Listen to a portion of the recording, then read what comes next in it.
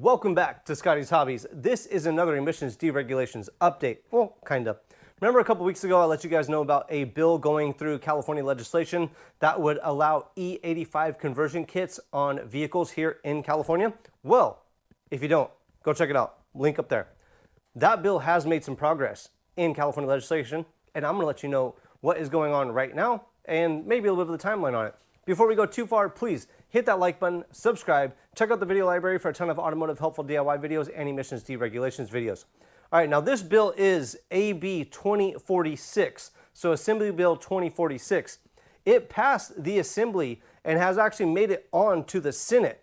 So now the Senate has until October, I believe it is, to get this bill passed to get on to the governor's desk. And the way it's looking right now, I think these bills or bills like this have a really good chance of passing because people in California are fed up with just the politics that are involved with fuel prices, emissions regulations, and we just can't do anything to our vehicles. As it is right now, there is no E85 kits that are allowed to be put on vehicles. There's no E85 modification kits that are allowed on vehicles in California. None of them have been CARB approved.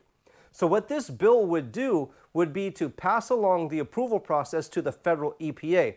So if there is a federal EPA approved E85 conversion kit, you would be allowed to install it on your vehicle here in California.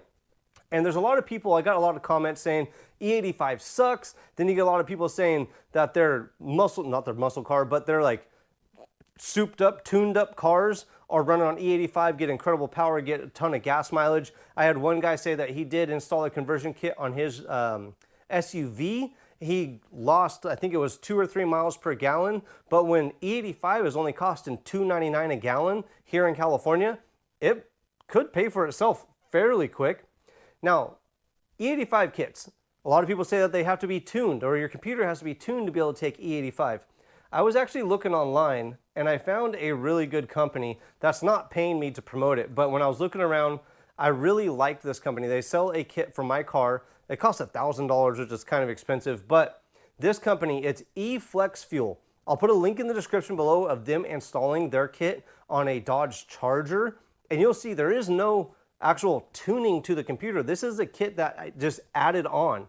You plug it into the fuel rail, the fuel injectors, there's a little standalone computer, and it also allows you to run regular fuel if that's what you want to do.